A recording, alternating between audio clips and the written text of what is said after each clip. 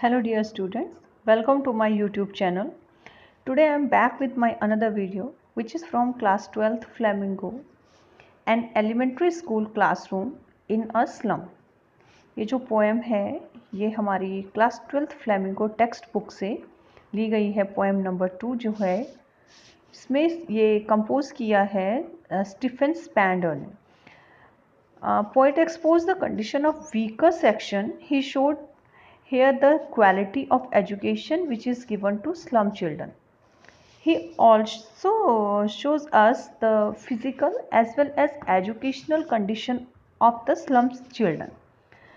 The poet frankly exposed system of education, our social atmosphere, so many things. In the last stanza, poet appealed to some governors, inspector, or important visitors to go there and see the condition of education of the slum area and take some necessary steps to improve it. The theme of this poem is social discrimination, social injustice and class inequalities.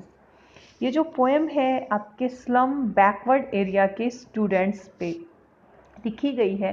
Poet ने एक बार वहाँ visit किया तो जो students slum area में रहते हैं उन लोगों के लिए जो एक स्कूल होता है, उस स्कूल का एक गवर्नमेंट स्कूल जिसे बोलते हैं, उनके लिए गवर्नमेंट ने स्कूल्स तो रेडी कर दिए हैं, लेकिन उसके अंदर जो सिस्टम होना चाहिए, एजुकेशन की क्वालिटी होनी चाहिए, वो पोएट को कहीं भी नज़र नहीं आती है। और उनको बहुत इस चीज़ के हर्ट हुआ कि जब गवर्नमेंट ने इतना पैसा लगाया है इस चीज़ को, इन बच्चों को समाज के लेवल पे, उसके सोसाइटी के लेवल पे ऊपर उठाने के लिए, तो ऐसी कौन सी चीज़ रह जाती है जिसकी वजह से ये सारी फैसिलिटीज़ मिलने के बाद भी ये बच्चे एक क्वालिटी एजुकेशन गेन नहीं कर पाते हैं। इसके पीछे रिस्पॉन्सिबल कौन है और हमें उसके लिए कुछ नेसेसरी स्टेप्स लेने पड़ेंगे। ये स्टेप्स कौन लेगा, कौन इनको प्रमोट करेगा और इनको एक जो एक मार्जिनलाइज्ड कंडीशन में ये रहते हैं तो एक मेन स्ट्रीम में लाने के लिए, एक कॉमन पीपल जैसा इनकी लाइफ हो, इनकी एजुकेशन हो, इनका लाइफस्टाइल हो, ऐसा करने के लिए कौन कौन से लोग हैं जो इनको इस सिस्टम को सुधार सकते हैं। तो यहाँ पे उनकी पूरी कंडीशन पोएट ने बताई। एक बार वो विज़िट करने गए थे तो फिज़िकली भी बच्चे इतने वीक हैं, इस तरीके से, मतलब मैल न्यूट्रिशियस जिसे बोलते हैं, उनको प्रॉपर खाने के, एजुकेशन तो हम दे देंगे, उनको प्रॉपर खाने के लिए नहीं मिलता है। तो जब हम फिज़िकली फिट नहीं होंगे, हम मेंटली भी वर्क नहीं कर सकते हैं। तो बहुत सारी सिचुएशन एकदम जिसको कहते हैं कि बहुत ही माइन्यूट ऑब्जर्वेशन यहाँ पे पोएट ने इन स्टूडेंट्स का किया है, उसके बारे में डिस्क्रिप्शन दिया है। और जब हम ये डिस्क्रिप्शन पढ़ते हैं तो रियली एक्चुअली हमको लगता है कि हाँ, कहीं ना कहीं ये बात सच है। और किसी भी कंट्री की पॉवर्टी के लिए ये चीज़ें रिस्पॉन्सिबल हैं। जहाँ तक हो सकता है हमको इसको बेटर करने के लिए अपनी तरफ से कुछ ना कुछ कोशिशें करनी चाहिए। तो एक क्लासरूम का सीन है यहाँ पे, जहाँ पे स्लम एरिया के बच्चे आके पढ़ते हैं। मीन्स ऑब्वियसली वो गरीब हैं तो स्कूल में सारे गरीब बच्चे पढ़ते हैं, लेकिन गरीब होना कोई कर्स नहीं है, लेकिन फिज़िकली भी जो बच्चे, एक तो वो पुअर हैं, ऊपर से मैल न्यूट्रिशियस हैं, वो पढ़ना भी चाहते हैं लेकिन वो फिज़िकली वीक होते हुए अपने माइंड को उस लेवल पे नहीं ला पाते हैं। बहुत ही अच्छे तरीके से यहाँ पे इन्होंने पोएट को डिस्क्राइब किया है। सो मैं अब आपके सामने ये पहले इसका जो पोएट के बारे में इंट्रोडक्टरी पार्ट है वो हम पहले रीड करेंगे, क्योंकि किसी भी पोइट्री का सेंस जानने से पहले हमें उसके पोएट के बारे में नॉलेज होना चाहिए। तो ऑटोमेटिकली 50% जो डाउट्स हमारे ऑटोमेटिकली क्लियर हो जाते हैं कि राइटर का राइटिंग स्टाइल कैसा है। About the poet, Stephen Spender, 1909 to 95, was an English poet and essayist. He left University College Oxford without taking a degree and went to Berlin 1930s. Spender took the keen interest in politics and declared himself be socialist and pacifist. Books by Spender include the poem Dedication, The Edge of Being, The Creative Element, The Struggle of Modern, and an autobiography, Word Within Word, and In an Elementary School Classroom in a Slum. He has concentrated on themes of social injustice and class inequalities. Clear हो गया यहाँ पे कि social injustice, class inequalities की वजह से यहाँ पे इन्होंने इसको जो डिस्क्रिमिनेशन होता है वो यहाँ पे हमारे सामने प्रेजेंट किया है. Have you ever visited or seen an elementary school in a slum? What does it look like? सबसे पहले हमसे क्वेश्चन ही रेज हो गया कि आप कभी ऐसी जगह गए हो जहाँ पे आपने ऐसे विजिट किया जहाँ पे ऐसे बच्चे पढ़ते हो. अगर जिसने प्रैक्टिकली ऐसा देखा है तो उन लोगों को अंडरस्टैंड करने में कोई प्रॉब्लम नहीं आएगा. पोएम थोड़ा फर्स्ट स्टैंजा जो लिखा गया है एकदम ट्विस्ट लैंग्वेज में लिखा गया, वो हमें बहुत ही अच्छे से अंडरस्टैंड करना पड़ेगा, कॉन्सेंट्रेटली यहाँ पे देखना पड़ेगा. Far from gusty waves these children's faces, full stop. First line यहाँ पे क्लियर हो गई है. गस्टी वेव्स का मीनिंग होता है एक strong waves, strong and energetic waves जो होती हैं, इन बच्चों के चेहरे उससे बहुत दूर हैं. मतलब जो स्कूल में बच्चे पढ़ते हैं उनके चेहरे पे कोई भी एक ग्लो नहीं है, एकदम डिम चेहरे हैं, गस्टी हैं, डिम है. Like rootless weeds. Rootless weeds क्या होते हैं? अनवांटेड ग्रास, बिना जड़ की जो घास होती है उड़ती रहती है. The hair turn round their pallor, और उनके जो हेयर है ना एकदम से ड्राई हैं, उनको प्रॉपर ऑयलिंग नहीं किया है, उनकी बॉडी में प्रोटीन की डिफिशियंसी की वजह से उनके जो बाल हैं एकदम से रफ हैं और चेहरे भी. पैलर का मीनिंग क्या है? पेल, एकदम डल कलर के हैं. The tall girl with her weighed down head, the paper seeming boy with rat's eyes, the stunned unlucky heir of twisted bones reciting a father's grand disease, his lesson from his desk at back of the dim class, one unnoted, sweet and young, his eyes live in a dream of squirrels game in tree room other than this. यहाँ पे second line से वो बता रहे, third line से मैं explain कर रही हूँ आपको. एक लड़की बैठी हुई है, काफ़ी टॉल है वो. अच्छा, उसके जो वो बहुत सैड जैसी दिख रही है और उसका जो हेड है ना वो वेट डाउन, एकदम झुका हुआ है, एकदम सैड जैसी है, कंधे उसके झुके हुए हैं, वीक है काफ़ी. दूसरा लड़का है एक पेपर सीमिंग बॉय. एक लड़का इतना पतला है कि उसका कंपैरिजन पोएट ने सीधे किससे कर दिया? पेपर से. पेपर के जैसा लड़का एक है और उसकी आईज ऐसी हैं जैसे रैट की आईज होती है. रैट की आईज छोटी छोटी, गोल गोल, चारों तरफ घूमने वाली. One type of the curiosity उसके अंदर है. The stunted unlucky heir of twisted bones reciting his father's gnarled disease.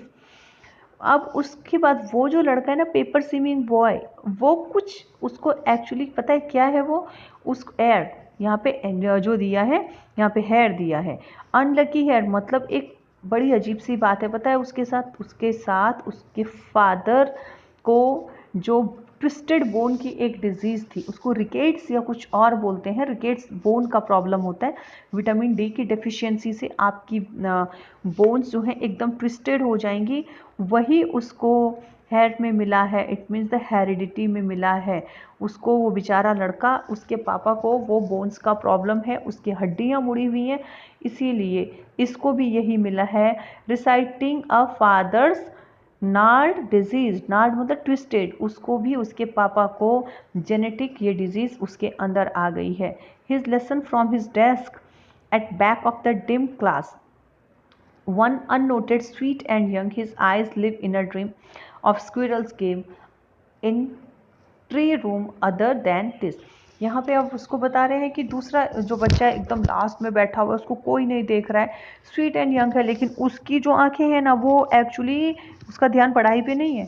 Squirrels game, जैसे स्क्विरल होती है, अभी इस ब्रांच पे, अभी उस ब्रांच पे अपनी टेल हिलाती हुई, आवाज़ करती हुई, एकदम से काफ़ी फ़नी मूड में इधर से उधर जाती है, एक मिस्चीवियस किड की तरह. वो बच्चा भी ऐसे ही एक मिस्चीवियस किड की तरह इधर उधर देख रहा है. और उस रूम से, ट्री रूम मतलब वो जो रूम है उसका, जो क्लास रूम है, उसके बाहर उसका ध्यान जा रहा है, ट्री तक जा रहा है कि स्क्विरल के जैसे, मतलब कंपैरिजन किया है, वो स्क्विरल जैसा, उसकी एक्टिविटीज़ ऐसी लग रही, उसको स्क्विरल दिख नहीं रही है देन दिस. तो वो उसका ध्यान वहाँ यहाँ होने के बजाय गेम पे ज़्यादा है. Next stanza. On sour cream walls, donation Shakespeare's head, cloudless at dawn, civilized dome riding all cities, belled flowery, Tyrrell's Valley, open-handed map avoiding the word its word. And yet, for these children, these windows, not this map, their world were all their futures painted with a fog. अब जो उस classroom की walls हैं वो एकदम अच्छे से painted नहीं है। सोर का मतलब एकदम डल कलर, बहुत ही गंदी हो रखी हैं, पता नहीं कब से पेंट नहीं कराया। उन वॉल्स पे डोनेशंस का मीनिंग यहाँ पे है जो विलियम शेक्सपियर और बड़े बड़े स्कॉलर्स की जो पिक्चर्स डोनेट कोई करता है कि हाँ स्कूल के लिए हम इतना दान देते हैं, वहाँ पे पेंटिंग्स बनवा देना, कोई दान देते हैं तो डोनेशन करते हैं कि वहाँ स्विंग्स लगा देना, गार्डन बना देना। ऐसे ही जो डोनेशंस मिले वो पिक्चर्स उन्होंने पूरी वॉल्स पे क्लासरूम में लगाई हैं। विलियम शेक्सपियर को फादर ऑफ इंग्लिश लिटरेचर माना जाता है, लेकिन इनको उससे कोई मतलब नहीं है। इट मीन्स क्यों मतलब नहीं है? क्योंकि इनको पता ही नहीं है, इनको क्या टीचर्स ने बताया नहीं है। ये यहाँ पे मिस्टेक किसकी है वो यहाँ हाईलाइट नहीं की है। But cloudless at dawn, dawn का मीनिंग क्या होता है? Early morning. Civilised dome riding all cities, belled flowering, मतलब ये सारी चीज़ें वहाँ पे वॉल पे लगी हुई हैं।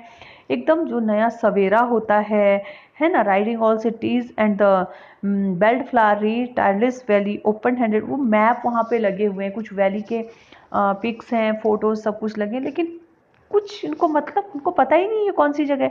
Avoiding new words it word, उनका तो एक नया ही वर्ड है, उनका अपना संसार है। उनका अपना संसार क्या है?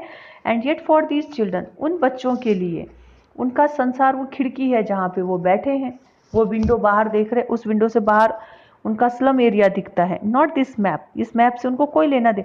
उनकी दुनिया, उनका संसार, उनका फ्यूचर पेंटेड विथ फॉग, एक फॉग मतलब धुंध जिसे बोलते हैं, धुंध लगी हुई है, आगे उनका फ्यूचर कुछ नहीं है। इनमें से कोई भी बच्चा जिस कंडीशन में ये पल रहे हैं, जिस कंडीशन में जो इनकी फिजिकल कंडीशन है, जो इनकी एक एजुकेशनल कंडीशन है, वहाँ पे एटमॉस्फेयर ऑफ एजुकेशन है, इनको देख के लगता नहीं है कि ये आगे चल के इनका फ्यूचर ब्राइट होने वाला है।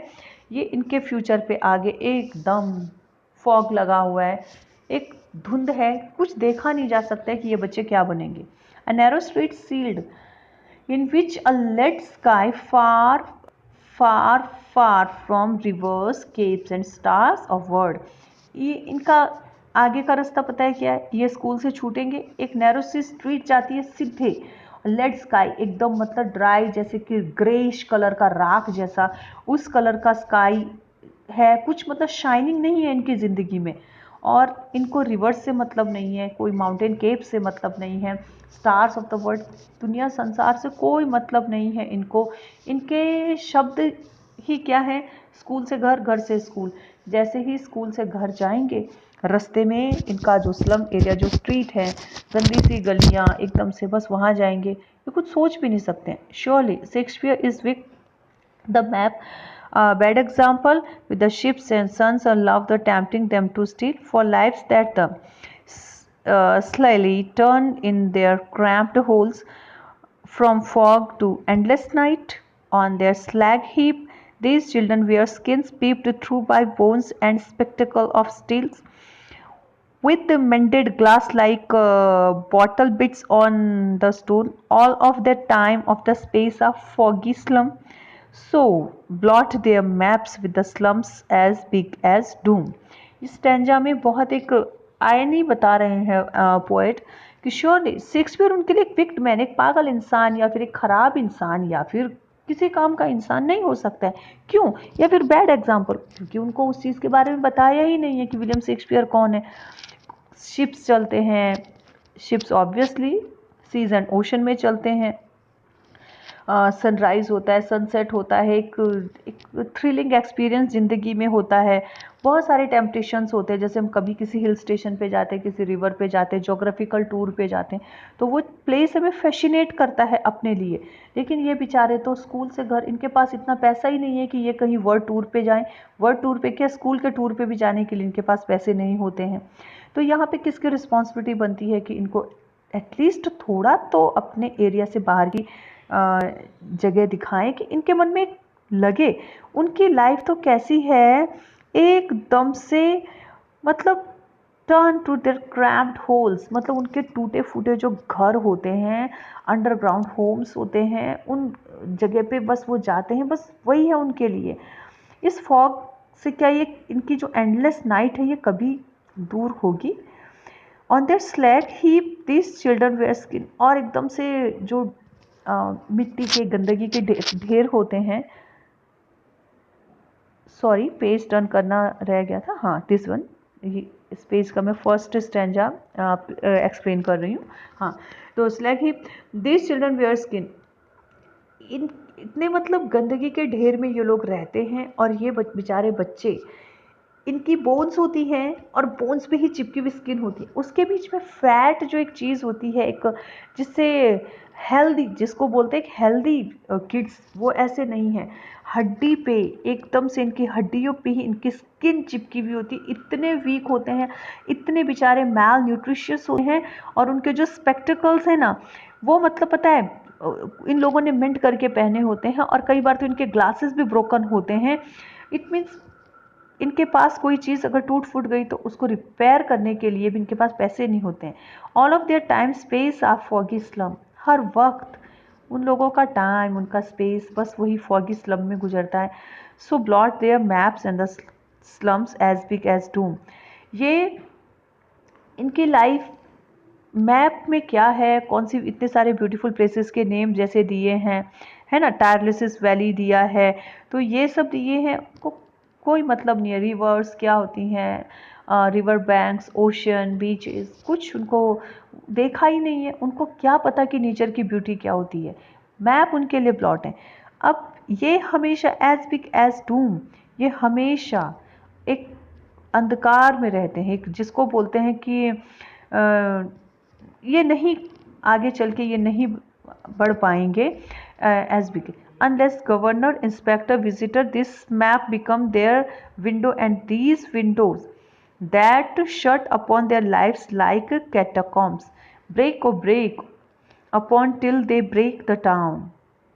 अब पोइट यहाँ पे लास्ट में एक अपील कर रहे हैं गवर्नमेंट से, और एक अदर एम्प्लॉयज़ से, जो गवर्नमेंट के एम्प्लॉयज़ हैं, या फिर कॉमन पीपल से भी एक रिक्वेस्ट कर रहे हैं कि ये तब तक नहीं सुधरेगा इनका मैटर जब तक गवर्नर, इंस्पेक्टर, विजिटर में हम लोग भी आते हैं, ये map become their window and these window, ये जो मैप है उनकी विंडो यही है, and these Windows that shut upon their lives like the catacombs, यहाँ पे उनके लिए दुनिया संसार क्या है, उनकी दुनिया कट है वो एकदम दुनिया से, उनके दरवाजे, उनकी खिड़कियाँ बंद हैं उस खूबसूरती से, वो तो ऐसे रहते हैं जैसे कैटाकॉम्स में, मतलब एक जो स्मॉल अंडरग्राउंड केव्स होती है। और इसका दूसरा सेंस निकलता है कि जो एक बरियल ग्राउंड होता है, जहाँ पे इसका मीनिंग नीचे आपको दे के रखा है, जहाँ पे एक्सकवेशन साइट्स एंड टॉम्ब्स होते हैं।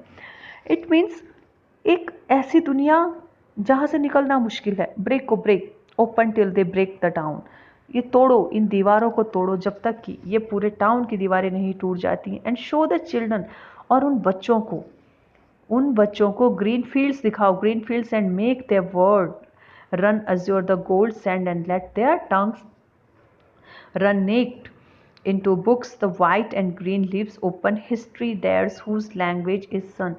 अब बोले ये सारे जितने ऊपर लोगों के नेम आए हैं, गवर्नर, इंस्पेक्टर, विजिटर, इनसे एक एक्सपेक्ट कर रहे हैं, एक रिक्वेस्ट कर रहे हैं कि सब इनके ये सारे इग्नोरेंस की दीवारें तोड़ो, और इन बच्चों को हरे भरे खेतों में ले जाओ, इनको दिखाओ कि ब्यूटी क्या होती है नेचर की। रन अज्योर, अज्योर का मतलब क्या होता है, एकदम ब्लू स्काई, गोल्ड सैंड, जहाँ पे दूर दूर तक सूर्य की रोशनी बिखरी होती है, और उनकी टंग को ये सिखाओ, टंग का मतलब उनको रीड करना आना चाहिए। Run naked into the book, मतलब उनको फ्रीडम ऑफ एक्सपीरियंस सिखाओ। बुक्स, जो वाइट यहाँ पे वर्ड है वो सिंबलाइज कर रहा है इनकी जो बुक्स होती हैं, है ना, वाइट कलर की बुक्स में। ग्रीन लीव्स मतलब नेचर, इनको बुक्स की इंपॉर्टेंस बताओ, इनको रीडिंग सिखाओ और नेचर की इंपॉर्टेंस बताओ। ग्रीन लीव्स ओपन द, हमेशा history theirs whose language is sun, history उन्हीं लोगों की बनती है जो लोग मेहनत करते हैं, खुले मैदानों में रहते, खुले मैदानों में रहने का मतलब ये नहीं कि वो नोमैड्स होते हैं, इट मीन्स हर चैलेंज को एक्सेप्ट करते हैं, नेचर की ब्यूटी को देखते हैं, उनके माइंड में अच्छे अच्छे आइडियाज़ आते हैं और फिर इंसान के मन में कुछ कर गुजरने की एक पावर आ जाती है। सो स्टूडेंट्स, आई थिंक आपको ये पोएम अंडरस्टैंड हुई होगी। जिन लोगों ने मेरा चैनल सब्सक्राइब नहीं किया है वो मेरा चैनल लाइक और सब्सक्राइब करना है, कमेंट बॉक्स में कमेंट करना। नेक्स्ट वीडियो तक के लिए गुड बाय।